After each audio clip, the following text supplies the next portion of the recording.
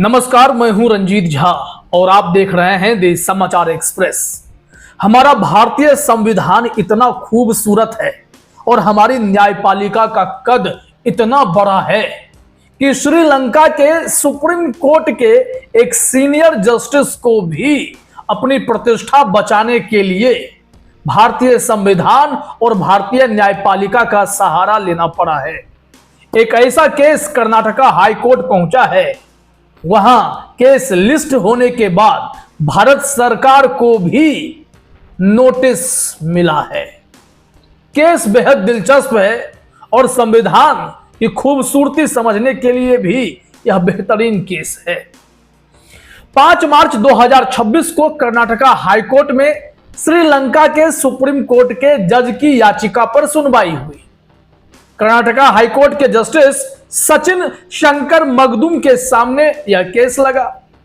Court ने उनकी व्यथा समझने के बाद उनकी प्रतिष्ठा बचाने को नोटिस जारी करना शुरू किया और यह नोटिस भारत सरकार के ministry of electronics and IT को नोटिस भेजा गया है।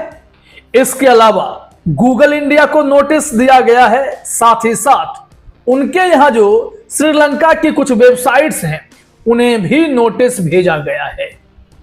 अब आप सोचिए कि केस क्या है। इसके लिए जरा सा आपको समझना पड़ेगा कि इनके साथ घटना क्या घटी, कैसे इनकी प्रतिष्ठा पर बात बनाई है। श्रीलंका के सुप्रीम कोर्ट के जो मौजूदा जज हैं, नाम है जस्टिस AHMD नवाज। वे श्रीलंका में काफी सीनियर जज हैं।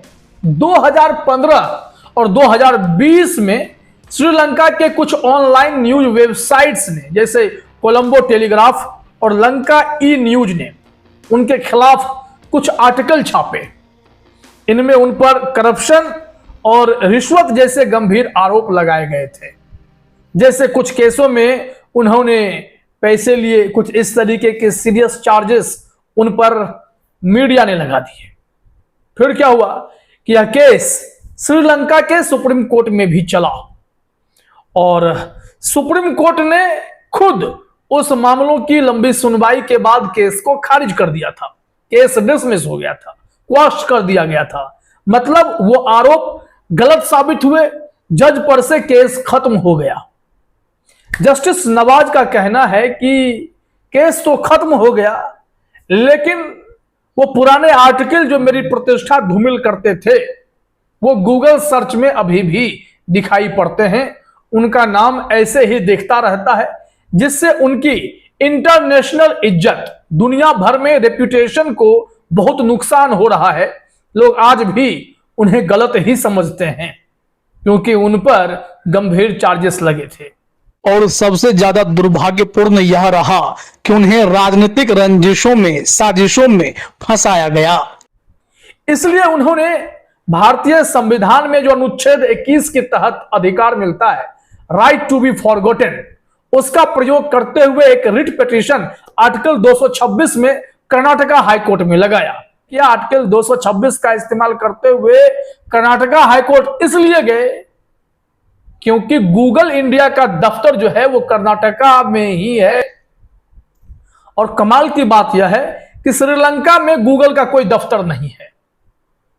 ऐसे में इनके पास विकल्प था नियर बाय कंट्री में केस दाखिल करने का। गूगल को इन्होंने नोटिस जारी किया था, लीगल नोटिस भेजा था जज साहब ने कि यह आर्टिकल सब हटवा दो भाई, मेरी प्रतिष्ठा क्यों खराब कर रहे हो। तो गूगल ने कहा था कि ऐसे कैसे, हम तो तभी हटाएंगे जब कोर्ट का ऑर्डर आएगा। कोर्ट का ऑर्डर जाता कैसे, क्योंकि आप नोटिस तो उन्हें ही भेजेंगे ना जिनका वहां पर कोई स्थानीय दफ्तर होगा। श्रीलंका में गूगल का दफ्तर नहीं है। अब समझिए क्या होता है। उन्होंने कहा कि राइट टू बी फॉरगॉटन के जरिए हमें यह अधिकार मिले। ये भारत के संविधान के आर्टिकल 21 का यह खूबसूरत मौलिक अधिकार है, जीवन और निजता का अधिकार। यानी पुरानी आउटडेटेड या गलत जानकारी जो किसी की जिंदगी प्रभावित कर रही है, बर्बाद कर रही है, उसे इंटरनेट से हटाने का अधिकार। इस याचिका में केस का जो नाम है, टाइटल भी है, जो सुप्रीम कोर्ट के जज साहब हैं नवाज साहब versus ministry of IT Bharat सरकार। अब क्या होता है कि 5 मार्च 2026 को कर्नाटका हाईकोर्ट में पहली सुनवाई होती है और यहां नोटिस गूगल इंडिया को भी थमा दिया जाता है और जो श्रीलंका का वेबसाइट है जिसमें इनके बारे में ऐसी खबरें खूब वायरल हो रही हैं, छप रही हैं, इनकी छवि धूमिल हो रही है, तो उन्हें भी नोटिस जारी किया गया है। जस्टिस सचिन ने कहा कि यह नोटिस जो श्रीलंका के वेबसाइट्स को भेजना है वो ईमेल के जरिए भेजिए ताकि नोटिस वो सर्व करें और अपना जवाब भेजें। ऐसे में क्या हुआ कि अगली सुनवाई के लिए तारीख दे दी गई है 16 मार्च 2026। तब गूगल और सरकार को जवाब देना होगा। अब आपके मन में सवाल यह आएगा कि भारत सरकार को यह नोटिस क्यों मिला है, तो इसे भी मैं आपको बताता हूं। दरअसल यह भारतीय संविधान आर्टिकल 21 निजता और जीवन के अधिकार से जुड़ा हुआ केस है जो भारतीय संविधान को कनेक्ट करता है तो सरकार को भी जोड़ता है। दूसरा पहलू यह है कि गूगल भारत में रेगुलेटेड है। गूगल इंडिया का हेडक्वार्टर है बेंगलोर में, इसलिए यह कंपनी भारत के नियम कानून के तहत यहां काम करती है। भारत में इंटरनेट कंटेंट, सर्च रिजल्ट्स और डिजिटल प्लेटफॉर्म्स को ministry of electronics and information technology regulate करती है। जैसे आईटी रूल्स 2021 के तहत गूगल को कुछ कंटेंट हटाने या ब्लॉक करने के लिए सरकार के नियम गूगल को भी फॉलो करने पड़ते हैं। कोर्ट ने सोचा कि अगर कोई बड़ा ऑर्डर देना है तो जैसे सर्च से कंटेंट को हटाना या ऐसा कुछ जो गूगल को नोटिस मिला है उस पर कोई एक्शन लेना है तो सरकार की भूमिका यहां इंपॉर्टेंट होगी। मंत्रालय जब तक नहीं चाहेगा तब तक संभव कैसे होगा, तो यह एक मसला था। पॉइंट नंबर 2, यह एक रिट पिटीशन है आर्टिकल 226 के तहत। जस्टिस नवाज ने हाईकोर्ट में रिट पिटीशन दाखिल की है जिसमें वो fundamental right to be forgotten मांग रहे हैं। ऐसे मामलों में जब कोई प्राइवेसी या रिपुटेशन का मुद्दा हो और वो सरकार पॉलिसी या रेगुलेशन से जुड़ा हुआ हो तो कोर्ट अक्सर सरकार को पार्टी बना ही देता है और नोटिस जारी ही करता है। मैंने कहा कि केस का नाम भी है justice AHMD Nawaz versus ministry of electronics and information technology and others. अब कोर्ट में केस है तो गूगल के अलावा सरकार को भी यह सोचना पड़ेगा कि क्या मिनिस्ट्री इसकी अनुमति देगा, क्योंकि ये डिजिटल कंटेंट रेगुलेशन का मामला है और जब भारत की सरकार से यह ऑर्डर आएगा तो गूगल इंडिया जो है श्रीलंकन वेबसाइट पर चल रहे ऐसे अनाप शनाप खबरों को भी रिमूव करेगा, क्योंकि नियम तो भारत सरकार के ही इंडिया में गूगल पर चल रहे हैं। अब है क्रॉस बॉर्डर लेकिन इंडियन जुरिस्डिक्शन का मामला। ऐसे तो क्रॉस बॉर्डर हो गया, केस दूसरे देश का है।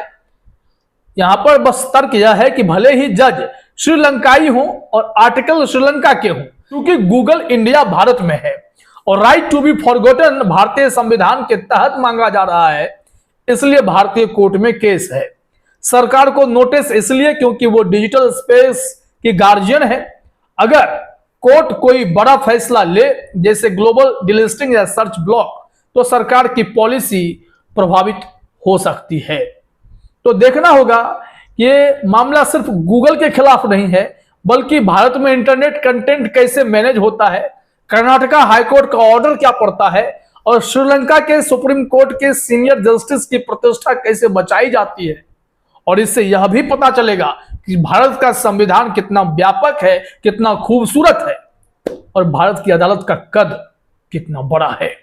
तो देखते हैं इस मामले में अब क्या होता है। अगली सुनवाई के अपडेट भी हम आपके सामने रखेंगे। फिलहाल इस वीडियो में इतना ही। आप तमाम साथियों का हमसे जुड़ने के लिए बहुत बहुत धन्यवाद।